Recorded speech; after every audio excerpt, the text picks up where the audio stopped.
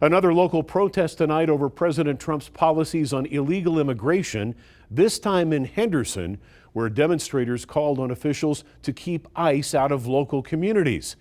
News 3's George Acosta is joining us there live with more on how that went. George.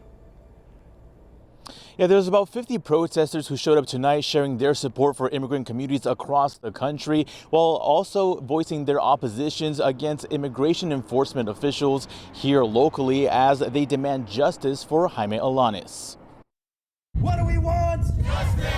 When do we want it? Now! The people united will never be defeated! In their call for justice, organizers with the Las Vegas Party for Socialism and Liberation say Alanis' story represents a movement claiming ICE's presence at the Southern California cannabis farm was a direct cause for the 57-year-old's death, who died days after sustaining injuries from a 30-foot fall during an ICE raid. We're just drawing attention to the fact that these escalations are deadly. You know, there are people who are seeing fatal consequences to the aggression of ICE within our communities. Now demands for justice for Alanis have made their way across the country, calling for immigration officials to end strict ICE enforcement within local communities. Definitely, you know, not using public funds in order to support ICE's campaign of terror within our communities, but also just overall an end of an ICE presence within Clark County in general. Earlier this month, News 3 spoke with a UNLV immigration clinic attorney who says 406 people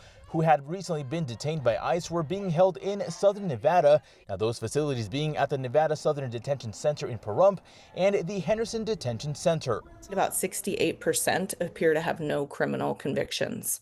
A lower percentage of 38% are listed explicitly by ICE as non-criminal. Now, in response to Friday night's ICE out protest, a City of Henderson Police Department spokesperson issued the following statement saying, quote, "The Henderson Police Department fully supports and respects each person's constitutional right to peaceful protest and assembly." Now, they go on to say free expression is a cornerstone of our democracy, and we value its essential role in shaping public dialogue. Protests are a good thing, and that there's no need for the excessive show of aggression just because protests are happening within the community, and to understand that what we want is change. What we want is for there to be an adjustment in the way that our system is doing this. Now, currently, there are about 88 ICE detainees being held here at the Henderson Detention Center. Now, officials do say that that number does fluctuate from day to day. But for now, reporting live in Henderson, George Acosta, News 3.